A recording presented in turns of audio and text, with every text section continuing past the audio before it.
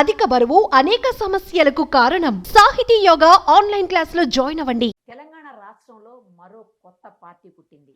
ఇంతకు ముందు బీఆర్ఎస్ లో ఉన్నటువంటి కవిత, అలాగే జాగృతి అధ్యక్షురాలైనటువంటి ఆవిడ ఇప్పుడు కొత్తగా పార్టీని పెట్టారు. ఆ పార్టీ పేరు టిఆర్ఎస్, తెలంగాణ రాష్ట్ర సేన. ఇది నిజంగా ఎంత ఇంపాక్ట్ చూపిస్తుంది రాష్ట్రంలో, అలాగే ఆవిడ అనుకుంటున్నట్లు రాజ్యాధికారాన్ని చేజిక్కించుకోవటం అంత సాధ్యమా? ఇవన్నీ మనతో మాట్లాడేందుకు ప్రముఖ రాజకీయ విశ్లేషకులు, అలాగే టిఆర్ఎస్ వ్యవస్థాపకులు కూడా. టిఆర్ఎస్ అంటే తెలుసు కదా, తెలంగాణ రాష్ట్ర సమితి వ్యవస్థాపకులు ప్రకాష్ గారు. ఒక్కసారి ఆయనతో మాట్లాడదాం. సార్ నమస్తే అండి. నమస్కారం అమ్మా. రాజకీయ ప్రకంపనలో ఒక రకంగా రాష్ట్రంలో మరో కొత్త పార్టీ కవిత గారు పెట్టడం అనేది, అది కూడా టిఆర్ఎస్ పేరు పెట్టడమే. టిఆర్ఎస్ అంటే మనకు తెలిసిందే, ఇప్పటివరకు మనకు తెలిసింది తెలంగాణ రాష్ట్ర సమితి. ఇది తెలంగాణ రాష్ట్ర సేన. ఇప్పుడు పైగా పెట్టడమే ఆవిడ ఆ స్పీచ్ లో తండ్రి అయినటువంటి కేసీఆర్ గారి మీద దారుణమైనటువంటి వ్యాఖ్యలు కూడా చేస్తున్నారు. ఇవన్నీ అసలు ఫస్ట్ పార్టీ గురించి మాట్లాడుకుందాం సార్. ఆ పార్టీ మనుగడ ఎంతవరకు సాధ్యమవుతుంది మన రాష్ట్రంలో? అంటే కవిత గారి ఉత్సాహానికి తప్పకుండా సలాం చేస్తాం. ఒక మహిళగా ఒక పార్టీ, రాజకీయ పార్టీ పెట్టడాన్ని వెల్కమ్ చేయాల్సిందే. ఇప్పుడు ఒక శత్రువు ఇంట్లో కూడా ఒక పిల్లోడు పుడతాడు. ఆ పిల్లోడు ఎదగాలని కోరుకుంటాం తప్ప పురిట్లోనే పోవాలని ఎవరు కోరుకోరు. కాబట్టి కవిత గారు ఒక ఎదిగిన నాయకురాలు.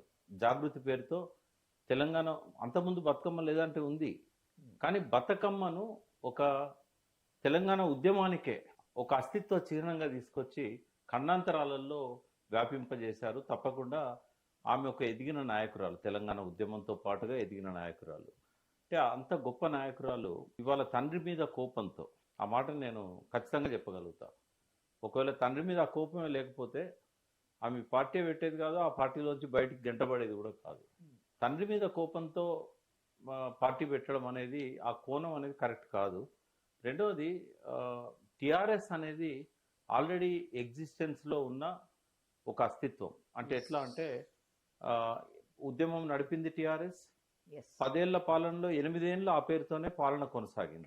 నైతికము అనైతికం అని ఒకటి ఉంటుంది.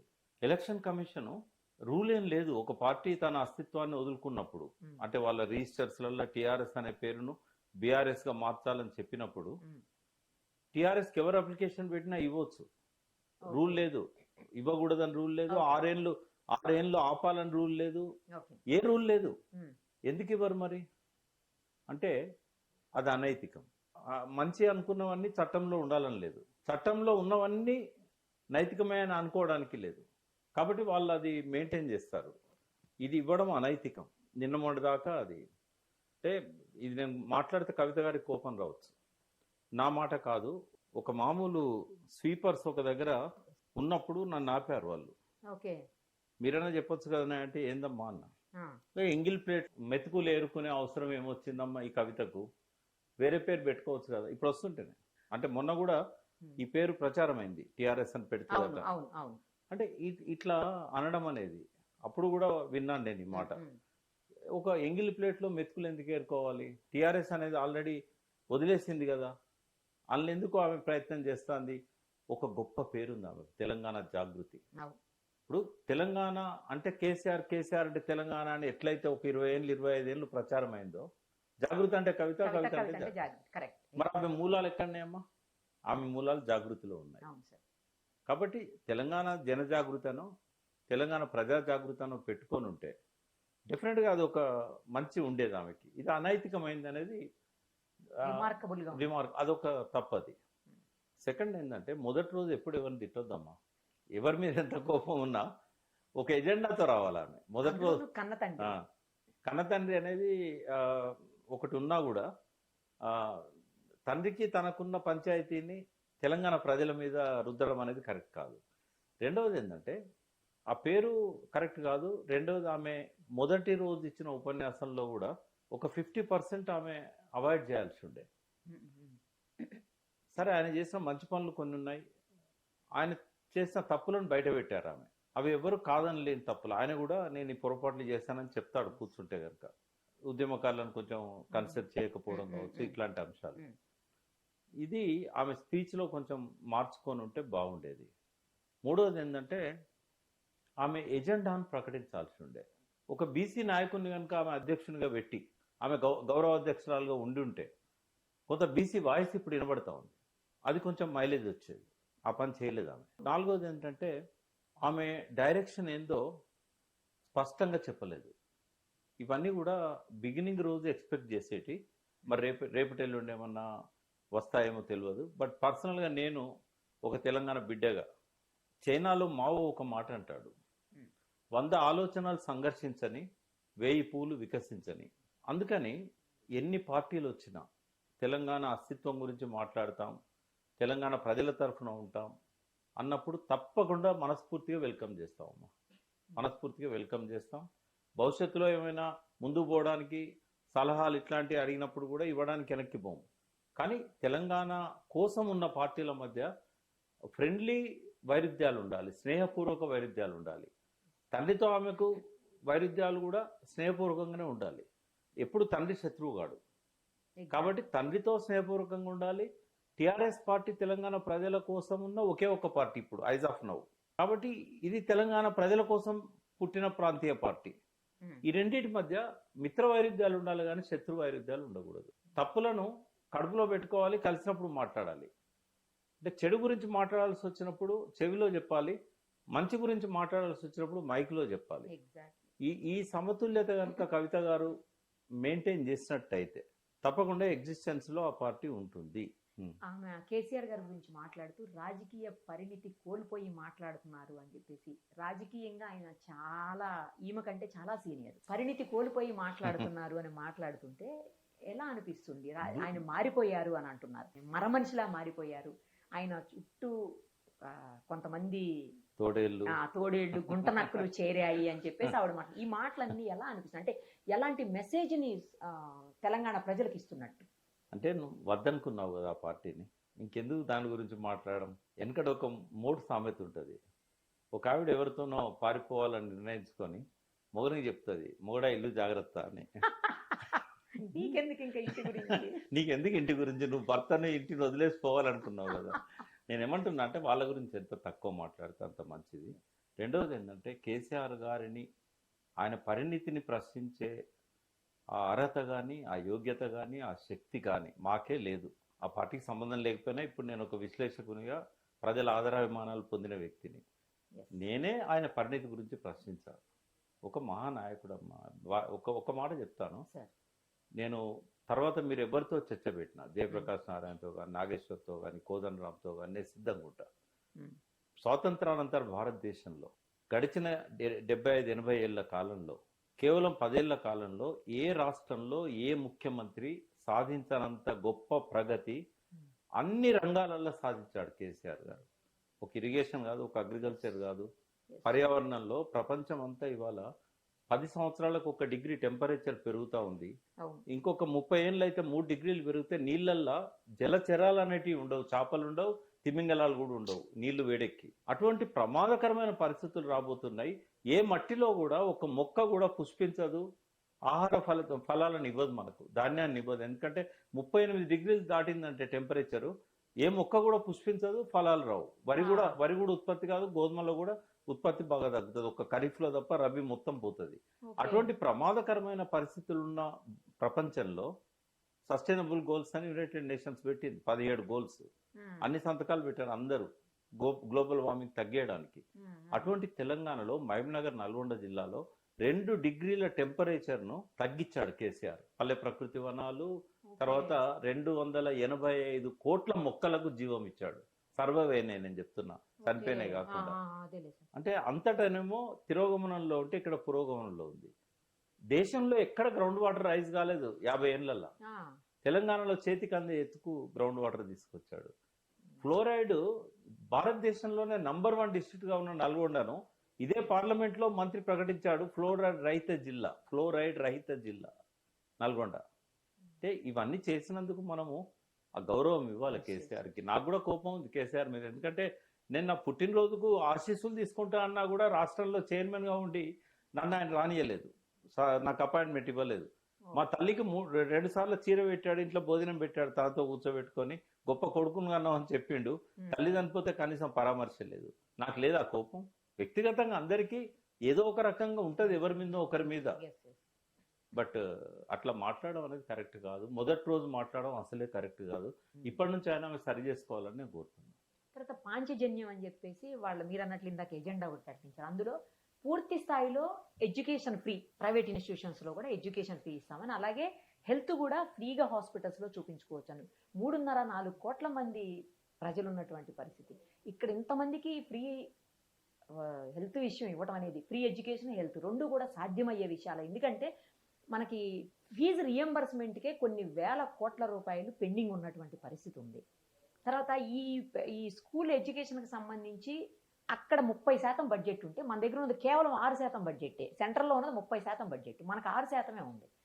ఈ బడ్జెట్లో అసలు ఇవి ఫ్రీ ఎడ్యుకేషన్ అనేది, అలాగే ఫ్రీ హెల్త్ అనేది సాధ్యమయ్యే విషయాలా? వెనకట సుఖదుఖాల సినిమాలో దేవులపల్లి కృష్ణశాస్త్రి గారు ఒక పాట రాస్తారు, తొందరపడి ఒక కోయిల ముందే కూసింది అని. ఇది ఎలక్షన్ మేనిఫెస్టోలో ఉండాల్సిందమ్మా, పార్టీ పెట్టిన రోజు ఉండాల్సింది కాదు. ఓకే, పార్టీ పెట్టిన రోజు ఈ ప్రాంత అస్తిత్వం ఏంది, ఆ మాటలను చెప్పాలంటే ఈ ప్రాంత ఆత్మ ఏంది, దాని గురించి మాట్లాడాలి. ఎలక్షన్ ముందు మాత్రం ఖచ్చితంగా ఆమె ఇటువంటి ఎజెండాతోనే పోవాలి. అవి రెండు సాధ్యమే. తెలంగాణలో ఫ్రీ ఎడ్యుకేషన్ సాధ్యమే, ఫ్రీ హెల్త్ కూడా సాధ్యమే. అంటే లోటు బడ్జెట్ తో లేదు లోటు బడ్జెట్ లేదమ్మా. ఎప్పుడు కూడా అన్ని చేద్దాం అనుకుంటే లోటు బడ్జెటే ఉంటుంది ఏ రాష్ట్రాన్నైనా. ప్రయారిటీస్, ప్రాధాన్యత క్రమాన్ని ఎంచుకుండా, అందుకే ఇప్పుడు కాదు పెట్టాల్సింది. అది ఇప్పుడు చెప్తే ఎవరు నమ్మరు కూడా. ఈమె ఎప్పుడు ముఖ్యమంత్రి కావాలి, ఎప్పుడు పెట్టాలి, పార్టీని కొంచెం పట్టాల మీదకి ఎక్కించిన తర్వాత ఎన్నికల మేనిఫెస్టోలో నేను అధికారంలోకి వచ్చినట్టయితే నేను ఎడ్యుకేషన్ ఫ్రీ ఇస్తాను, హెల్త్ కూడా ఫ్రీ ఇస్తాను. ప్రపంచంలో అన్ని దేశాలు ఇస్తున్నాయి కదా, ఒక భారతదేశం తప్ప. తెలంగాణలో 4 కోట్ల మంది ఉన్నా కూడా ఇవాళ మన బడ్జెట్ తక్కువేం కాదు. ఇది ఇవాళ మన జీడిపి ఎప్పుడో కేసీఆర్ రాకముందు 3,50,000 కోట్లు ఉన్నది, ఇవాళ 16 లక్షల కోట్లకు పోయింది. ఆయన దిగిపోయే నాటికే 14 లక్షల కోట్లు ఉంది.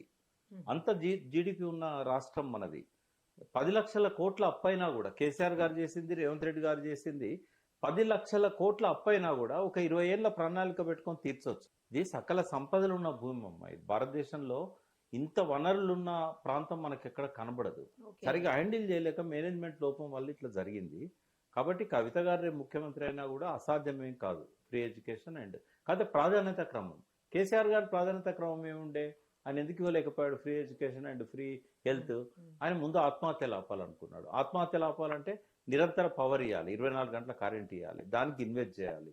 తర్వాత రైతులకు ఉచిత విద్యుత్తో పాటుగా ప్రతి ఎకరానికి సాగునీరు ఇవ్వాలనుకున్నాడు. కాళేశ్వరం లాంటి ప్రాజెక్టుల మీద 89,000 కోట్లు ఖర్చు పెట్టారు, అన్ని ప్రాజెక్టులు కలిపి. అయితే ఒక అపరిపక్వత ఆమె స్పీచ్లో కనబడ్డది నాకు. అందులో 2 విషయాలు నేను పేర్కొంటాను. ఒకటి ఏమన్నదంటే, అంత ఖర్చు పెట్టి 93,000 కోట్లు కాళేశ్వరం మీద ఖర్చు పెట్టి 1,00,000 ఎకరాలకే నీళ్ళు ఇచ్చారు అన్నది. నేను కూడా అడుగుతాను, కవిత గారు కొన్ని కోట్లు ఖర్చు పెట్టి పిల్లర్స్ వేశారు, స్లాబ్లు వేశారు వాళ్ళ ఇంటికి, మరి ఎందుకు కాపురం చేయలేదు ఆ ఇంట్లో? ఎందుకు కంప్లీట్ అయ్యేదాకా ఎందుకు ఉన్నది ఆమె? అంటే ఏదైనా ఒక ఇల్లు కట్టడంలో పిల్లర్స్ వేయడము, స్లాబ్లు వేయడం చాలా ఈజీ అమ్మా. కానీ ప్రతి పంట పొలానికి కాలువ పోవాలంటే చాలా ఇబ్బందులు ఉంటాయి. రైతులు ఒప్పుకోరు ఆ నీళ్లను, కాలువ వాళ్ళకి నీళ్లు కావాలి పొలానికి, కానీ కాలువ కోసం భూమి ఇవ్వాలంటే ఒప్పుకోరు. తర్వాత డిస్ట్రిబ్యూటరీస్, చాలా చాలా పనులు ఉంటాయి. యాక్చువల్ గా ఇల్లు కట్టడంలో మేజర్ వర్క్ ఇంటీరియర్స్, గోడలు, ఇటుకలు ఇవే కదా. పిల్లర్స్, స్లాబ్ ఏముందమ్మా, డబ్బులు ఉంటే ఒక రాత్రి కదా. ఆమె మాట్లాడకూడదు అట్లా. ఎందుకు అంటే ఉత్తమ్ కుమార్ రెడ్డి మాట్లాడినా, రేవంత్ మాట్లాడినా రాజకీయ కక్షతో మాట్లాడేది. నువ్వు తెలంగాణ ప్రజల కోసం మాట్లాడుతున్నావు. ఇవాళ ఆ కాళేశ్వరం నిర్మాణం ఏదైతే జరిగిందో, ఇవాళ 1,00,000 ఎకరాలకే నీళ్ళు ఇవ్వచ్చు, కానీ రేపు 45 లక్షల ఎకరాలకు కూడా నీళ్ళు ఇవ్వచ్చు ఆ వ్యవస్థతో. ఎందుకంటే ఆ నిర్మాణం జరగాలి. ఇప్పుడు ఒక చెరువు తవ్వాం, ఆ చెరువు నుంచి ఆ మండలంలో ఉన్న అన్ని గ్రామాలకు నీళ్ళు ఇవ్వాలనుకుంటాం. ఒక్క గ్రామానికి కూడా ఇవ్వలేదు, 1,00,000 పెట్టి చెరువు తవ్వారు అంటే ఎట్లుంటుంది అది? మెల్లమెల్లగా పైప్ లైన్లు వస్తాయి, అంతే కదా. ముందు నిర్మాణాన్ని ఏర్పాటు చేశాక తీసుకుపోవడం కష్టం అనమ్మా. ఒక్కొక్క పంపు పెడితే ఒక్కో దిక్కు వెళ్ళిపోతా ఉంటాయి. కాబట్టి అట్లా మాట్లాడకూడదు ఆమె. ఇది కొంచెం అపరిపక్వత కూడిన విషయం అది. రెండవది, పాలమూరు రంగారెడ్డి దగ్గర కుర్చేసుకొని కూర్చుంటే అయిపోయేది, ఇక్కడ కూర్చోకుండా బీహార్ అని, మహారాష్ట్ర అని దేశాలు పట్టుకొని తిరిగిండు బీఆర్ఎస్ పార్టీ పెట్టి అని. ఇక్కడ కూర్చుంటే అయిపోయేది కదా అని అన్నది. అది కరెక్ట్ కాదు. ఎందుకంటే ఆ ప్రాజెక్టు పూర్తి కాకపోవడానికి లీగల్ హర్డిల్స్ ఉన్నాయన్న సంగతి ఆమెకు తెలియదు. ఆ చంద్రబాబు నాయుడు పిటిషన్ లేసి ఆపాడు. ఈ మాత్రమైనా కేసీఆర్ గారు కట్టాడంటే ఒక అబద్ధంతో కట్టడం జరిగింది. ఆ అబద్ధం ఏంటంటే ఇది మేము తాగునీటి కోసం కడుతున్న ప్రాజెక్టు. ఓకే. అంటే హెల్సింకి అని 1969లో ఫిన్లాండ్ క్యాపిటల్లో ప్రపంచ దేశాలన్నీ కలిసి ఒక సభ పెట్టుకున్నాయి. నీళ్ల ప్రాధాన్యత విషయంలో ఏమనుకున్నారంటే తాగునీటి కాడ ఏ రూల్స్ అక్కర్లేదు, తాగునీటికి ప్రథమ ప్రాధాన్యత ఇవ్వాలి అని అన్నారు.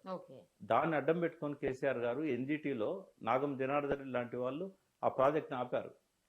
ఆపినప్పుడు తాగునీరు కావాలి పాలమూరు జిల్లాకు, మిషన్ భగీరథ పెడుతున్నా, నాకు తాగునీరు ఇవ్వలేని పరిస్థితి ఉన్నది, ఆ జిల్లాలో ప్రాజెక్టులు లేవని చెప్పి ఆయన పిటిషన్ వేసి రిలాక్సేషన్ తీసుకొని సుప్రీంకోర్టులో కూడా కొట్లాడి ఈ ప్రాజెక్టు కట్టాడు. సాగునీటికి ఆ నీళ్లు ఇవ్వాలంటే చంద్రబాబు నాయుడు వేసిన అడ్డంకి తొలగిపోవాలి, కృష్ణా ట్రిబ్యునల్ తీర్పు చెప్పాలి. ఇవన్నీ ఏం లేకుండా కూర్చేసుకొని కూర్చుంటే నీళ్లు పోతాయి. మరి రేవంత్ రెడ్డి ఎందుకు చేయలేకపోతున్నాడు? ఆ జిల్లా బిడ్డే కదా. మరి ఇప్పుడు ఆ 2.5 సంవత్సరాలు చిన్న పనే ఉన్నది, కానీ చిన్న పనికి లీగల్ హడ్డీలు ఉన్నది. అందుకే రేవంత్ రెడ్డి చేయలేకపోతున్నాడు. ఇవి అర్థం చేసుకోకుండా నీళ్ల గురించి ఎవరు మాట్లాడినా అపరిపక్వతతోనే మాట్లాడుతున్నారు. అది కొంచెం జటిలమైన సబ్జెక్టు, కొంచెం తలబెడితే అర్థమవుతుంది. కాబట్టి ఇట్లాంటి విషయాలు ఆమె మాట్లాడే ముందు ఒక మంచి సలహాదారులను పెట్టుకోవాలి. ఒక పార్టీ అన్నప్పుడు ఏ రంగాలలో అన్నిట్లా సంపూర్ణ నాలెడ్జ్ మనకు ఉండదు కదా. రేవంత్ రెడ్డి గారికి కూడా నీళ్ల మీద లేదు, దేవాదులు ఎక్కడున్నదని అడిగాడు, మనకచర్లు ఎక్కడున్నదని అడిగాడు, తప్పేం లేదు. ముఖ్యమంత్రి కాగానే ఇవన్నీ తెలవాలని లేదు. కానీ మనం కొన్ని విషయాలలో క్లారిటీ తీసుకొని మాట్లాడితే కొంచెం జనంలో కూడా ఒక మంచి మెసేజ్ పోతుంది. ఆమె గొప్ప నాయకురాలు కావాలని కోరుకుంటాం. ఆ కుటుంబంలో నేను ఒక సభ్యునిగా పెరిగాను. 2000 సంవత్సరం నుంచి మా ఇంటి ఆడపడుచుగానే మేము చూసాము ఆమెను. ఆమె తండ్రితో గొడవపడి బయటకు వచ్చినా, పార్టీ నుంచి బహిష్కరించబడి బయటకు వచ్చినా కూడా ఒక ఎదిగిన నాయకురాలు. జయశంకర్ లాంటి వాళ్ళకి ఆమె మీద చాలా నమ్మకాలు ఉండేది. ఆయన ఏం కోరుకున్నాడు? సాంస్కృతిక, ఇప్పుడు ఈమె జాగృతి పెట్టేది కదా, సాంస్కృతిక విప్లవం రావాలి తెలంగాణలో. తెలంగాణ రాగానే పండగ కాదు. చైనాలో ఎట్లయితే 1948-49 విప్లవం విజయవంతమైనాక 17 సంవత్సరాల పాటు మావో నాయకత్వాన సాంస్కృతిక విప్లవం వచ్చింది. ఆ ప్రజల మనసులలో, మెదట్లలో ఉన్న చెడునంతా తొలగించే ఒక గొప్ప ఉద్యమం అది. అట్లా రావాలని కోరుకున్నాడు. అటువంటి దానికి కవిత నాయకత్వం వహించాలని కోరుకున్నాడు జయశంకర్ గారు. ఆయన చనిపోయినాక నేను వరుసగా 3 రోజులు సీరియల్ గా రాశాను ఆయన ఏమనుకున్నాడు అన్ని విషయాల మీద. అలా రాశాను నేను. కవిత నుంచి ఎక్స్పెక్ట్ చేస్తున్నాడు, జాగృతి నుంచి ఎక్స్పెక్ట్ చేశాడు. బట్ ఆ రకంగా పోకుండా ఆమె కూడా ఒక రాజకీయ పార్టీ పెట్టుకుంది. నన్ను అడిగింది ఆమె. నేను అన్నా, మీరు మీ గ్రోత్ ఇన్ని పార్టీలలో ఇంకో పార్టీ పెట్టడం కరెక్ట్ కాదు. అంటే మొదట్లో ఎయిర్పోర్ట్ లో ఆమె ప్రెస్ మీట్ పెట్టిన 2 డేస్కే నేను కలిసిన, రమ్మన్నది, బ్రేక్ఫాస్ట్ పిలిస్తే పోయినాను నేను. ఆమె తనకు జరిగిన అన్యాయాలన్నీ చెప్పుకున్నది. ఆమె కేసీఆర్ గారు తనకు చేసిన అన్యాయం కావచ్చు, కుటుంబంలో జరిగిన అన్యాయాలు కావచ్చు, అన్ని చెప్పుకున్నది. చెప్పుకున్నప్పుడు నేనేమన్నా అంటే, నీ లక్ష్యం ఏంటి అంటే, పొలిటికల్ పార్టీ పెట్టాలనుకుంటున్నాను. అంటే ఎన్నో పార్టీలనే వాళ్ళ నీది ఒకటి అవుతుంది. అట్లా కాకుండా ప్రకృతికి ఇవాళ చాలా ప్రమాదం ఏర్పడుతున్నది. నువ్వు నోరు లేని మట్టికి నోరు కావాలి. ఎందుకంటే మట్టి విషతుల్యమవుతున్నది. 1000 సంవత్సరాలకు 1 ఇంచు తయారయ్యే టాప్ సాయిల్ 500 కోట్ల టన్నులు 1 సంవత్సరంలో సముద్రంలో కలిసిపోతా ఉన్నాయి. రేపు భవిష్యత్ తరాలకు పంట పండాలంటే ఆ మట్టి కావాలి కదా. కాబట్టి నోరు లేని మట్టికి నోరుగా, నోరు లేని నీటికి గొంతుగా, నోరు లేని ప్రకృతికి నువ్వు ఒక ప్రతినిధిగా ఉండాలి అని చెప్పి మేధా పట్కర్ లాగా లక్ష్యం పెట్టుకొని ఎదగాలి అని చెప్పాను నేను. అట్లా ఎదిగిన తర్వాత నువ్వు అవసరమైతే రాజకీయాల్లోకి రా. ఇప్పుడు ఒక అరవింద్ కేజ్రీవాల్ ఓవర్ నైట్ లో ముఖ్యమంత్రి కాలే. అన్నా హజారే లాంటి వాళ్ళని పెట్టుకొని ఎన్నో సంవత్సరాలు స్ట్రగుల్ చేసి వచ్చాడు కదా. ఇప్పుడు ఒక పార్టీ నిలబడాలంటే ప్రజల్లో అనువైన వాతావరణం ఉండాలి. అది ఎన్టీ రామారావు గారికి ఆ అవకాశం దొరికింది. చాలా మంది పార్టీలు పెట్టుకొని ఎందుకు విఫలమయ్యారంటే వాళ్ళ మీద నమ్మకంతో, నన్ను ప్రజలు ఆదరిస్తారు, నా మాటకు విలువ ఉంటుంది. కరెక్టే, నిన్ను ఆదరిస్తారు. కానీ ఎలక్షన్లలో నిలబడ్డప్పుడు ఎవడు గెలుస్తాడు అనేది ప్రధానమవుతుంది. అప్పుడు నీ అభ్యర్థికి కనుక ఆ ఇమేజ్ ఉంటేనే గెలుస్తాడు కదా, నిన్ను చూసే తేరు కదా. కాబట్టి ఇవన్నీ కూడా కొంచెం తొందరపాటు పనులు చేసింది. అందుకే దేవులపల్లి కృష్ణాస్త్రి గారి పాట నేను తీసుకున్నాను. తొందరపడి ఒక కోయిల ముందే కూసింది. పార్టీ పెట్టడంలో కూడా అదే మాట నాది. ఒకవేళ ఆమె ఇంకొక 1-2 ఇయర్స్ ఉద్యమాలు చేసి బీసీల మనసులు గెలుచుకొని, జ్యోతిబా పూలే ఆదర్శంగా తీసుకొని, అంబేద్కర్ని ఆదర్శంగా తీసుకొని, అణగారిన వర్గాల కోసం, వెనక్కి నెట్టబడ్డ వర్గాల కోసం, అణచివేయబడుతున్న వర్గాల కోసం తాను కూడా ఒక గొంతు అయితే, తెలంగాణ అస్తిత్వంలో ఈ ప్రకృతి ఒక భాగం, దానికి కూడా తాను ఒక గొంతు అయితే ఖచ్చితంగా ఆమె సక్సెస్ అయ్యేది, ఎంతో అంటే పార్టీ నిలబడేది. ఇప్పుడు నిలబడాలని కోరుకుంటున్నాం, కానీ ఆమె విధానాలు మారాలి, ఆమె మాట తీరు మారాలి. టీఆర్ఎస్ తోని శత్రుత్వ సంబంధాలు కాకుండా మిత్రత్వ సంబంధాలు ఉండాలి. పరుష పదాలను శత్రువు మీద వాడొచ్చు, కానీ మిత్ర సంబంధమైన పార్టీ మీద వాడకూడదు. రెండు కూడా తెలంగాణకు ఆత్మ కావాలనుకుంటున్నాయి. మీ మధ్య ఎందుకు ఉండాలి క్లాష్? ఇద్దరు వేర్వేరు. జయశంకర్ అనేవాడు, ఒకే లక్ష్యం కోసం పనిచేస్తున్నప్పుడు కలిసి పనిచేయకున్నా కూడా సమాంతరంగా పోయినా కూడా సమన్వయం చేసుకోవాలని చెప్పేవాడు. కానీ ఈ రకంగా శత్రు వైఖరి తీసుకోవద్దనేది నా కోరిక. తర్వాత ఆమె మీద ఒక అపప్రద ఉంది, నా విషయంలోనే జరిగింది అది. నేను ఆమె కేసీఆర్ను టార్గెట్ చేసి కాళేశ్వరంలో అవినీతి జరిగింది అన్నప్పుడు నేను మాట అన్నా, నువ్వు తండ్రి మీద కోపం వచ్చి అన్న మీద కోపం వచ్చి ఎన్ని తిట్టినా కూడా అది నీ ఇష్టం. కాళేశ్వరం అంటే మాత్రం బొంద పెడతానని చెప్పాను. ఎందుకంటే కాళేశ్వరం తెలంగాణ ప్రజలకు ప్రాణధార. శత్రువు దాని మీద రాళ్ళేయచ్చు. నువ్వు ఆ ఇంటి బిడ్డవై కాళేశ్వరంలో అవినీతి జరిగిందని ఎట్లా అంటున్నావు? ఇప్పటిదాకా ఒక ఎఫ్ఐఆర్ ఫైల్ కాలే కదా ఎక్కడ అవినీతి జరిగినట్టు. పీసీ ఘోష్ గారు కూడా అన్ని సంవత్సరం పైన విచారణ జరిపి అందులో అవినీతి గురించి ఒక మాట మాట్లాడలే కదా. నువ్వు ఆ ఇంటి బిడ్డవై నువ్వు ఎట్లా మాట్లాడతావు? అది నువ్వు హరీష్ మీద చేసిన కామెంట్ కాదు, ఆ టైంలో ఇరిగేషన్ మినిస్టర్ కేసీఆర్ అన్నాడు. నువ్వు నీ తండ్రి మీద కదా మాట్లాడుతున్నది, కాబట్టి ఇది తప్పు అని చెప్పి నేను అన్నందుకు నా మీద దాడి చేయిస్తా అని చెప్పేసి వార్నింగులు, తర్వాత బహిరంగంగా మీడియాలో చెప్పారు దాడి చేస్తాం. సేన అని పెడితే అటువంటి రిఫ్లెక్షన్స్ వస్తాయి. కాబట్టి ఆ వైఖరి మారాలి. ఇప్పుడు నేను మీతో మాట్లాడిన విషయాలలో కూడా వాళ్ళకి నచ్చకపోవచ్చు, రుచించకపోవచ్చు. దాడి చేస్తారా? నేను చెప్పాను 30 సంవత్సరాల నక్సలైట్లకు నేను ఒక మెంటర్ ఉన్నాను, 100 రోజులు అడవులలో పడుకున్నాం ఎన్కౌంటర్లకు భయపడకుండా. ఈ దాడులకు భయపడటోని కాదు, ఇంకో రూట్లో రమ్మని చెప్పాను నేను. అది పద్ధతి కాదు కదా. సలహాలు అడగొచ్చు, ఎట్లా పోతే నేను కరెక్ట్గా పోతా. అయితే ఆమె నమ్ముకున్నది ఎవరిని? ఆమె నమ్ముకున్నది ఆమె వనరులను, ఆమెకున్న అన్ని రకాల వనరులను. తర్వాత ప్రశాంత్ కిషోర్ లాంటి వాళ్ళని పెట్టుకున్నాం అనుకోండి, మన దగ్గర కొంచెము ఆ బేస్ ఉంటే వాళ్ళది ఉపయోగపడుతుంది. కేవలం ప్రశాంత్ కిషోర్ మనల్ని ముఖ్యమంత్రి చేయగలుగుతాడా? అంటే ప్రజల లోపలికి పోగలిగే ముందు ఒక రూట్ దొరకాలి. ఆ రూట్లో కొంత దూరం ప్రయాణం చేసినాక ఒక బలమైన నాయకత్వం నీ చుట్టూ ఉండాలి. ఇవాళ చూస్తే ఒక్క నాయకుని పేరు కూడా తెలియదు. నవీనాచార్యని తప్ప నేను ఎవరిని గుర్తుపట్టలేదు ఆమె పక్కన ఉన్న వాళ్ళల్లో. అంటే ఒక పార్టీ కొత్తగా వస్తున్నదంటే తెలిసిన ముఖాలు ఉంటాయేమో అని చూస్తారు. సరే, అట్లా కూడా కొత్త శక్తితో ముందు పోవాలన్నా కూడా పోవచ్చు. ఇలా జెన్జీ ఉంది, యంగ్ జనరేషన్ ఉంది, కానీ వాళ్ళని ఎలివేట్ చేయాలి. ఆ ఒకతే మాట్లాడింది, వాళ్ళతో మాట్లాడించాలి. ఇలా మనం పార్లమెంట్లో చూస్తున్నాం, ఎన్ని కొత్త ముఖాలు అద్భుతంగా మాట్లాడుతున్నారు. మనం చూశారు కదా, మీకు మమతా బెనర్జీ పార్టీకి సంబంధించిన ఒక ఆవిడ ఎంత సెటైరిక్ గా నరేంద్ర మోడీ, అమిత్ షా అందరు సభలో ఉన్నారు. కంగనా ఆమె రౌత్ ఉంది కదా, ఆమె ఎంత బాగా మాట్లాడింది. అంత ముందు నవనీత్ కౌర్, తర్వాత ఒక లదాఖ్ నుంచి మొదటిసారి గెలిచిన ఎంపీ పోయినసారి పార్లమెంటును షేక్ చేశాడు. అంటే ముఖం తెలియని కొత్త వాళ్ళనైనా మాట్లాడిస్తే కదా వాళ్ళ లోపల ఉండే ప్రతిభ. అది కేసీఆర్ చేయలేదు, ఇప్పుడు కవిత చేయట్లేదు. ఎదిగిన వాళ్ళను రైట్ ప్లేస్లో పెట్టాలి, వాయిస్ ఉన్న వాళ్ళతో మాట్లాడించాలి. అప్పుడే పార్టీకి జవసత్వాలు వస్తాయి. మొదటి రోజు కాబట్టి సలహాలు ఇవ్వాలనుకున్నానమ్మా మీ ద్వారా. సరే, ఇంకొకటి ఏంటంటే ఆవిడ 4 లక్షల ఉద్యోగాలు ఒకే ఒక నోటిఫికేషన్ ఇస్తాము అంటున్నారు. 32 శాఖల్లో దాదాపు 2 లక్షల పైచిలకు ఉద్యోగాలు ఫిల్ అయి ఉంటే ఎవ్రీ ఇయర్ మనకి రిటైర్మెంట్ అయ్యేవాళ్ళు, ముఖ్యంగా టీచర్స్ ఎక్కువ మంది రిటైర్మెంట్ అవుతుంది. వాళ్ళందరూ పోతే మొన్న అసలు వాళ్ళ బెనిఫిట్స్, రిటైర్మెంట్ బెనిఫిట్స్ ఇవ్వలేదని చెప్పి 8,000 అప్లికేషన్ ఒకే రోజు పిటిషన్లు పడినాయి కోర్టులో. అసలు ఈ 4 లక్షల ఉద్యోగాలు అనేది పాసిబుల్ అంటారా? అంటే ప్రపంచంలో కానీ భారతదేశంలో కానీ ఏ దేశంలోనైనా ఏ రాష్ట్రంలోనైనా కేవలం 1% మందికి మాత్రమే ఉద్యోగాలు ఇవ్వడానికి బడ్జెట్ పర్మిట్ చేస్తుందమ్మా. బడ్జెట్ పర్మిట్ చేసేది 1% ఉద్యోగాలకే. ఎందుకంటే ఇవాళ మన బడ్జెట్ చూస్తే 3 లక్షల కోట్లు ఉంది, కానీ 50% పెన్షన్లకు, దాంతో పాటుగా సాలరీస్కి 50% పోతున్నది. అంటే మన ఎంత 1.2% ఏమో మన పాపులేషన్లో ఇవాళ ఉద్యోగాలు ఉన్నాయి. అంటే 4.5 లక్షల ఉద్యోగాలు ఉన్నాయి. 4.5 లక్షల ఉద్యోగాలకు 4.5 లక్షల ఉద్యోగాలకు మనకు 50% బడ్జెట్ పోతున్నది విత్ పెన్షన్స్. పెన్షన్స్.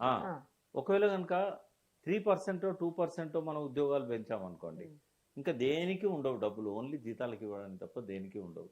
రెండవది ఏంటంటే కేసీఆర్ గారు చేసిన తప్పే ఆమె చేస్తున్నది, రేవంత్ రెడ్డి గారు చేసిన తప్పే ఆమె మాట్లాడుతున్నది. అంటే ప్రభుత్వంలో ఏ రంగంలో ఎన్ని ఉద్యోగాలు అవసరం, ఎక్సెస్ ఎక్కడున్నాయి, తక్కువ ఎక్కడున్నాయి, అంచనా లేకుండా నోటిఫికేషన్లు కేవలం ఎలక్షన్ల కోసం ఇచ్చుకుంటూ పోయినాం అనుకోండి, ఉమ్, మనకు డెవలప్మెంట్కి డబ్బులు ఉండవు, సంక్షేమానికి డబ్బులు ఉండవు. కాబట్టి ఫస్ట్ 4 లక్షల ఖాళీలు లేవు, 2 లక్షల ఖాళీలు కూడా లేవు. రేవంత్ రెడ్డి గారు 2 లక్షల ఖాళీలను భర్తీ చేస్తా అన్న రోజు కూడా మేము చెప్పాం. ప్రభుత్వంలో 2 లక్షల ఖాళీలు లేవు. ఇప్పుడు కూడా హార్డ్లీ రిటైర్ అయ్యే వాళ్ళంతా కూడా ఒక 50,000 మంది ఉంటారు. కొత్తగా మనం భర్తీ చేయడానికి ఇంకొక 40,000 ఉద్యోగాలు తప్ప లేవు. అంటే 1,00,000 కూడా లేవు. నేను ఇప్పటి సంఖ్య చెప్పట్లేదు, 3 ఏళ్ల తర్వాత చెప్తున్నాను. ఓకే 2029 నాటికి 1,00,000 ఉద్యోగాలు కూడా ఖాళీలు ఉండవు. ఎక్కడి నుంచి మరి ఇది ప్రజల్ని మిస్గైడ్ చేయడం అవుతుంది. అందుకే తెలుసుకోవాలి. ఇప్పుడే కదా పార్టీ పెట్టింది, 134 శాఖలు ఉన్నాయి. ఒక్కొక్క డిపార్ట్మెంట్లో ఎక్కడెక్కడ వేకెన్సీలు ఎన్ని ఉన్నాయి, రైట్ టు ఇన్ఫర్మేషన్ కింద అడిగినట్టయితే వాళ్ళు చెప్తారు. అప్పుడు ఆమె ప్లాన్ చేసుకోవచ్చు. ఒక విజన్ రూపొందించుకోవడం అనేది ఓవర్ నైట్లో సాధ్యం కాదు. ఇంకోటి ఒక్కరి శక్తితో సాధ్యం కాదు. ఒక టీమ్స్ పెట్టుకోవాలి, ఒక్కొక్క రంగానికి సంబంధించి రీసెర్చ్ చేసే టీమ్స్ పెట్టుకోవాలి. ఆ టీం ద్వారా రీసెర్చ్ చేసి అప్పుడు ఎన్ని ఉద్యోగాలు అనేది తెలుస్తుంది, ఏ రంగంలో ఏమేమి చర్యలు తీసుకోవాలి. ఇప్పుడు విజేతలు ఎప్పుడు భిన్నమైన పనులు చేయరు, భిన్నంగా చేస్తారు. శివకేర quotation, successful people don't do the same things but they do differently. కాబట్టి డిఫరెంట్గా ఆలోచిస్తే అది ఆమె సక్సెస్ కావడానికి ఒక అవకాశం ఉంటుంది. కేసీఆర్ గారు ఎప్పుడు డిఫరెంట్గా ఆలోచిస్తారు. డబుల్ బెడ్రూమ్ ఇల్లు అనేది, డిగ్నిటీ హౌసెస్ అనేది ఒక డిఫరెంట్ ఆలోచనకు ప్రతిరూపం. రైతు బంధు అనేది ఒక డిఫరెంట్, మిషన్ భగీరథ ఒక డిఫరెంట్, మిషన్ కాకతీయ ఒక డిఫరెంట్. ఎంతో మంది ఎన్టీ రామారావు దగ్గర నుంచి చంద్రబాబు, రాజశేఖర రెడ్డి, కిరణ్ కుమార్ రెడ్డి దాకా చెరువులు పునరుద్ధరించారు, కానీ కేసీఆర్ పద్ధతిలో చేయలేదు. ఎంతో మంది రక్షిత మంచినీటి పథకాలు పెట్టారు, కానీ మిషన్ భగీరథ లాగా చేయలేదు. కాబట్టి ఎంతో మంది ఇండ్లు కట్టించారు, ఇందిరమ్మ ఇండ్లు 50-60 ఏండ్లు, కానీ డిగ్నిటీ హౌసెస్ లాగా ఎవరు ఆలోచించలేదు. ఇవన్నీ కూడా ఒక డిఫరెంట్ ఆలోచనలతోని. ఇంకోటి ఇవాళ సక్సెస్కి ఒక ముఖ్యమైన ఇంగ్రీడియంట్ ఏంటంటే స్పీడ్. ఆ స్పీడ్ అనేది మెయింటైన్ చేస్తూనే ఒక డిఫరెంట్ పద్ధతిలో ఆలోచించే జనరేషన్ వచ్చింది. ఇప్పుడు అంతా కార్పొరేట్ కల్చర్, ఫ్యూడల్ పద్ధతులు నడవవు. కాబట్టి ఆ కార్పొరేట్ పద్ధతిలో తగ్గట్టుగా పార్టీని కానీ, ఆ ప్రకటనలను కానీ, ఆలోచనలను కానీ ఆ రకంగా చేసుకోవాలి. కానీ కక్ష అనేది ఒక అవుట్డేటెడ్ ఫ్యూడల్ మనస్తత్వం, అందులో వెలుమ సామాజిక వర్గంలో ఎక్కువగా ఉంటుంది. అది ఆ కక్ష కేసీఆర్లో ఉంది, ఆ కక్ష కవితలో కనబడ్డది. ఆ కక్షను అధిగమించాలి ఆమె. ఇక ధర్మ సమాజ్ పార్టీకి సంబంధించినటువంటి విశారదన్ మహారాజ్ గారు, ఆయన మొదటి నుంచి కూడా గడీల పాలన, ఈ వీళ్ళ దొరల పాలన, దొరల గడీలు బద్దలు కొట్టాలి, వాళ్ళందరినీ దూరం పెట్టాలి అనేటువంటి వ్యక్తి. కానీ ఆ వ్యక్తి వచ్చేసి తేకుమట్ల ఉద్యమంలో కావచ్చు, పరిగి విషయంలో కావచ్చు, తర్వాత ఇందిరా పార్క్ దగ్గర జరిగినటువంటి ధర్నా విషయంలో కావచ్చు, వీటన్నిటిలో కూడా ఆమెతో పాటు కలిసి ఉన్నటువంటి వ్యక్తి, ఆమెతో పాటే ఉన్నారు, ఆ పార్టీతో పాటే ఉన్నారు. దొరల పాలన, గడీల పాలన అన్ని తీసేస్తామనేటువంటి వ్యక్తి వచ్చి ఈమెతో పాటు ఉంటే మళ్ళీ అదే దొరల దగ్గరికి వెళ్తే రేపొద్దున బహుజనులందరూ ఎలా నమ్మే పరిస్థితి ఉంటుంది ఆ పార్టీని? విశారదంలో ఆవేశం ఉంది. నేను ఎప్పుడు కలవలేదు ఆయన్ని, బట్ ఆయన లోపల ఆవేశాన్ని చూస్తుంటాం ఆయన మాటలలో. దాశరథి రంగాచార్య అని ఒక గొప్ప రచయిత, కవి మనకు ఉండేవాడు. ఆయన మాట అన్నాడు, తెలంగాణ ప్రజలు అమాయకులు కానీ ఉత్త ఆవేశపరులు. ఈ ఆవేశంతోనే ఆగమవుతారు, తమ ఆగంతోనే అవతల వాళ్ళని ఆగం చేస్తారు అని. విశారదన్ ప్రయాణం కూడా అట్లనే సాగుతున్నది. అంత గొప్ప ఆలోచనలు ఉన్న వ్యక్తి, అంత ఆవేశంతో ఉండే వ్యక్తి తను కరెక్ట్ డైరెక్షన్లో తను నడుపుకోవాలి. ఇష్యూ బేస్డ్ ఐక్యత అనేది ఉంటుంది. వెలుగుమట్లలో కవిత గారు వాళ్ళ కోసం వచ్చారు, తను అక్కడికి వాళ్ళ కోసమే వచ్చారు, కలిసి మాట్లాడడంలో తప్పులేదు. కానీ తన ప్రయాణాన్ని, తన దిశను సరి చేసుకునేటప్పుడు కలిసి వస్తారా లేదా అనేది క్రైటీరియాగా పెట్టుకోవాలి. అంటే ఆమె తను ప్రూవ్ చేసుకునేదాకా అట్లాంటి వాళ్ళు కొంతకాలం దూరంగా ఉండి అబ్జర్వ్ చేసి ఆమెకు సలహాలు ఇస్తూ ఒక కరెక్ట్ పాత్లోకి ఆమె నడిచినప్పుడు కలిసి రావడంలో తప్పేం లేదు, చేసుకోవచ్చు. అది కానీ టైం పడుతుంది కొంచెం. ఇప్పుడే తొందరపడి ఒక ఎదిగిన వ్యక్తి ఆయన, దళిత బహుజన వర్గాలకు ఒక వాయిస్ లాగా ఉన్నాడు.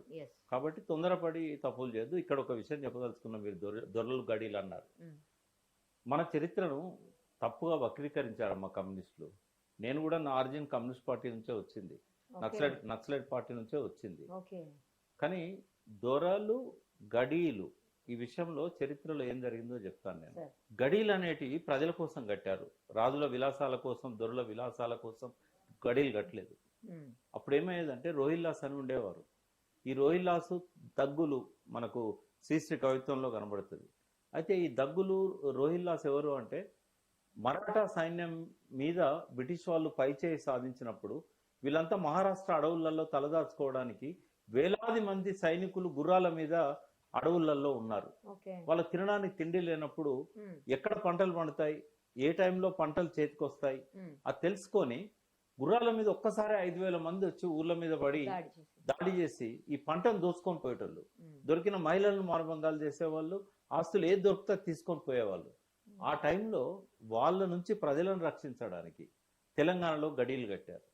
ప్రతి గడిలో కూడా ప్రతి ఊర్లో కూడా బురుజు ఉంటుంది. ఆ బురుజు మహారాష్ట్ర దిక్కు ఉంటుంది. అంటే నార్దర్న్ సదరన్ కార్నర్, ఉత్తరం దిక్కు దక్షిణం దిక్కు ఆ మూల మీద ఉంటాయి. ఎందుకంటే మన తెలంగాణకు నార్త్ వెస్ట్ సైడ్ మనకు మహారాష్ట్ర ఉంది. ఈ నార్త్ వెస్ట్ బౌండరీ చాలా పెద్ద, 900 కిలోమీటర్ల దాకా ఉంది. ఈ బౌండరీస్ నుంచి ఎవరైనా వచ్చేటట్టుంటే ఆ బురుజుల మీద ఎక్కి బూర పట్టుకొని ఉండేవాళ్ళు. అక్కడ దుమ్ము రేగింది అనుకోండి, ఆకాశంలో మనుషులు కనబడరు, కానీ 5-6 కిలోమీటర్ల దూరంలో దుమ్ము గాలిలో లేసింది, ఆకాశంలో ఎగబాకుతున్నది, ఆ పైనుంచి చూస్తాడు. చూసి బూర ఊదగానే పొలాలలో పనిచేసుకునే వాళ్ళందరూ ఆ ధాన్యం మూటలతోని గడి లోపలికి వచ్చి ఆ గడిలో ఆ మూటలను పెట్టి మరతుపాకులను పట్టుకొని, నాటుతుపాకులను పట్టుకొని ఆ బురుజులో నుంచి వాళ్ళని కాల్చేసేవాళ్ళు. ఈ బురుజులు కానీ ఈ గడీలు కానీ ప్రజల ఆస్తుల సంరక్షణ కోసం, ప్రజల మాన ప్రాణాల సంరక్షణ కోసం తెలంగాణలో కట్టారనే విషయాన్ని మీ ద్వారా నేను మళ్ళొకసారి చెప్తున్నా. దొరలు, గడీలు, విలాసాలు అనేటి వెనుకట దొరలు ప్రజలకు ఒక ఉపశమనంగా ఉండేవాళ్ళు. కొద్ది మంది మాత్రం నిజాం తొత్తులుగా ఉండి ప్రజల మీద జులుం చేసేవారు. గడీలు అనేటి మొత్తము అందుకోసమే కట్టలేదు, విలాసాల కోసం. దొరలందరూ జులుం చేయలేదు. వాళ్ళ జీవన విధానాన్ని బట్టి పోల్చాలే తప్ప వాళ్ళు దొరల ఇళ్లలో పుట్టడం అనేది వాళ్ళ తప్పు కాదు. దొరలాగా బతికాడా, ప్రజలను అణిచేస్తూ బతికాడా అనేది ఇంపార్టెంట్. కాబట్టి అట్లా అలవోకగా ఎవరి మీద కామెంట్ చేసినా కూడా మన గౌరవం తగ్గుతుంది. అది అన్నది విశారదన్ గారు అనకూడదు కదా, నేను అందుకే ఆయనకే చెప్తున్నా. విశారదన్ మహారాజ్ నీ స్థాయికి తగ్గ మాటలు కాదు, అది జనరలైజ్ చేయకూడదు. దొరలు, గడీలని చరిత్ర తెలుసుకొని మాట్లాడాలి. చరిత్రను తప్పులుంటే సవరించాలి తప్ప కొట్టుకపోవద్దు అందులో. ఇంకొక విషయం చెప్పండి సార్ ఫైనల్గా, ఏంటంటే ఇప్పుడు రేపు పొద్దున ఈ పార్టీ కొద్ది రోజుల తర్వాత స్ట్రాంగ్ అయ్యి సింగిల్గా తెలంగాణలో రాజ్యాధికారాన్ని చేజిక్కించుకునే అవకాశం ఏమన్నా, ఇంత సీనియర్గా ఉన్నారు మీరు అన్ని రకాలుగా, మీకేమన్నా కనిపిస్తుందా, లేదా మరో పార్టీతోటి వెళ్ళి తీరాల్సిందేనా? మనం ఒకసారి చరిత్రలోకి చూస్తే ఇప్పుడు చెన్నారెడ్డి కంటే గొప్ప నాయకుడు ఎవరు తెలంగాణలో లేరమ్మా. 1-2 విషయాలు తప్ప కేసీఆర్ గారు కూడా చెన్నారెడ్డి కంటే గొప్ప నాయకుడేం కాదు. ఒక వ్యూహము, ఆలోచన శక్తిలో మాత్రమే చెన్నారెడ్డి కంటే గొప్ప నాయకుడు ఆయన. డైనమిజంలో చెన్నారెడ్డిని మించిన నాయకుడు ఎవరు లేరు. ఆయన నేషనల్ డెమోక్రటిక్ పార్టీ అని ఒకసారి ఉమ్మడి రాష్ట్రానికి ముఖ్యమంత్రిగా ఉన్న తర్వాత 3-4 ఏళ్ళు తెలంగాణ ఉద్యమాన్ని ఒంటి చేత్తో నడిపిన తర్వాత 1984లో పెట్టాడు. ఒక్క సీటు గెలవకపోగా తను కూడా డిపాజిట్ పోగొట్టుకునే పరిస్థితి వచ్చింది చెన్నారెడ్డి గారికి. ఒకటి. రెండవది, కొండా లక్ష్మణ్ బాపూజీ తెలంగాణ కోసం రాజీనామా చేసి పార్టీ పెట్టిన వ్యక్తి ఆయన. ఆయన ఏనాడు విజయం సాధించలేదు. చిరంజీవి గారు పాతకాలంలో మన చిన్నప్పుడు 4 హీరోలు ఉండేవారు, ఎన్టీ రామారావు, నాగేశ్వరరావు, కృష్ణ, శోభన్ బాబు. కానీ చిరంజీవి ఆ తరానికి ఈ తరానికి ఒక్కడే సూపర్ హీరో. బట్ ఆయన పార్టీ పెట్టినా కూడా కేవలం 2 సీట్లు వచ్చినాయి తెలంగాణలో. 2 సీట్లు వచ్చాయి. జయప్రకాష్ నారాయణ ఒక మేధావి, ఐఏఎస్గా ఉండి రాజీనామా చేసిన వ్యక్తి. మనందరం గౌరవిస్తాం ఆయన నాలెడ్జ్కి, ఆయన ప్రతిభకు. కొన్ని విషయాల్లో మినహాయింపులున్నా కూడా. బట్ ఆయన కూడా తన ఒక్క స్థానాన్ని గెలిపించుకోవడానికి టీడీపీ ఓట్లను తీసుకోవాల్సి వచ్చింది. అంటే ఆఖరికి ఆ పార్టీని రద్దు చేసుకున్నారు ఆయన. ఇంకా ఇట్లా చెప్పుకుంటూ పోతే ఎన్నైనా చెప్పొచ్చు. ఎన్టీ రామారావు సక్సెస్ అయ్యిండు, కేసీఆర్ సక్సెస్ అయ్యిండు. ఈ తెలంగాణ చరిత్రలో పార్టీలు పెట్టి సక్సెస్ అయింది వీళ్ళిద్దరే, ఇంకా మూడో పార్టీ లేదు. ఆనాడు ఆంధ్రప్రదేశ్లో ప్రాంతీయ పార్టీగా తెలుగుదేశం వచ్చింది, తెలంగాణలో ప్రాంతీయ పార్టీగా టీఆర్ఎస్ వచ్చింది. ఈ ఇద్దరు రావడానికి వాళ్ళ గొప్పతనం కంటే కూడా ఆనాడు కాంగ్రెస్కు పోటీ లేని తత్వం ఉండే. అంజయ్య లాంటి ముఖ్యమంత్రిలో జరిగిన అన్యాయాలను ప్రజలు తట్టుకోలేకపోయారు. ఇంకొక పార్టీ రావాలని కోరుకున్నారు. ఆ వ్యాక్యూమ్ అనేది ఎన్టీ రామారావుకు తనకున్న ఇమేజ్ కంటే కూడా, తన ఇమేజ్ 20% అయితే 80% ఆయన ముఖ్యమంత్రి కావడానికి హెల్ప్ చేసింది ఆనాడున్న వ్యాక్యూమ్, ప్రజల లోపల ఉన్న ఆ ఖాళీ. కేసీఆర్ గారికేమో తెలంగాణ ప్రజలంతా కూడా చంద్రబాబు నాయుడు మీద విపరీతమైన కోపంతో ఉన్న టైంలో, ఎందుకు కోపంతో ఉన్నారు? పిట్టల్ని కాల్చినట్టుగా ఎన్కౌంటర్ల పేరు మీద ప్రతిరోజు ఎన్కౌంటర్స్, ప్రతిరోజు కంబైన్డ్ స్టడీ చేసే విద్యార్థులను తీసుకుపోయి వాళ్ళకు డ్రెస్ తొడిగి వాళ్ళ పక్కన తుపాకులు పెట్టి పుస్తకాలు పెట్టి కాల్చి చంపిన సందర్భాలు. ఓకే. అంటర్ రోడ్ ఎన్కౌంటర్ రోడ్ అయిపోయింది అది. అటువంటి దారుణమైన ఎన్కౌంటర్ జరుగుతున్న టైంలో యూత్ అంతా కూడా బగ్గున మండుతున్నారు, ఆల్టర్నేట్ కావాలి అని. ఆ టైంలో కేసీఆర్ గారు పార్టీ పెట్టడంతో మీరు ఒకసారి ట్రేసింగ్ పేపర్ అని ఉండేది తెలుసు కదా, పైన చూస్తే కింద ఉన్నదంతా కనబడుతుంది. తెలంగాణలో మొదటిసారి ఎన్నికలు 90 రోజుల్లో జరిగినాయి, జిల్లా పరిషత్ ఎన్నికలు. 87 జెడ్పీటీసీలు, 1000కి పైన ఎంపీటీసీలు, ఒక 1600 గ్రామాలలో సర్పంచులు. ఎక్కడెక్కడ వచ్చారని ట్రేసింగ్ పేపర్ పెట్టి నక్సలైట్ మూవ్మెంట్ ఎక్కడెక్కడ ఉండే, అణచివేత ఎక్కడెక్కడ ఉండే, ఎన్కౌంటర్స్ ఎక్కడెక్కడ జరిగినాయి, ట్రేసింగ్ పేపర్ పెడితే ఆ గ్రామాలలోనే టీఆర్ఎస్ గెలిచింది. ఎందుకు ఇంత విశాలమైన తెలంగాణలో 2.5 జిల్లాలకే పరిమితం అయిపోయింది 9 ఏళ్ల దాకా? ఉత్తర తెలంగాణలో వరంగల్, కరీంనగర్, సగం మెదక్ జిల్లా, కొంచెం నిజామాబాద్, కొంచెం ఆదిలాబాద్. ఎందుకంటే నక్సలైట్ ఉద్యమం ఉన్నది ఈ జిల్లాలలో, అణచివేయడ ప్రజలు ఉన్నది ఈ జిల్లాలలో, గోదావరి నది ప్రవహిస్తున్నా కూడా నీళ్ళు అందనిది ఈ జిల్లాలల్లో, దుబాయ్కి, బొంబాయికి, బొగ్గుబాయికి పోయింది ఈ జిల్లాలల్లో, వలసలు ఈ జిల్లాలల్లో, సగానికి ఎక్కువ ఆత్మహత్యలు 20,000 మంది చనిపోయింది ఈ జిల్లాలల్లో. అంటే కేసీఆర్ గొప్పతనమా? నినాదం గొప్పతనం. ఆడ వ్యాక్యూమ్ ఉంది. చంద్రబాబు పాలన పట్ల ద్వేషం ఉన్నది, కానీ ఇప్పుడు రేవంత్ పాలన పట్ల ద్వేషం మొదలైంది, అది పోతున్నది కేసీఆర్ వైపు.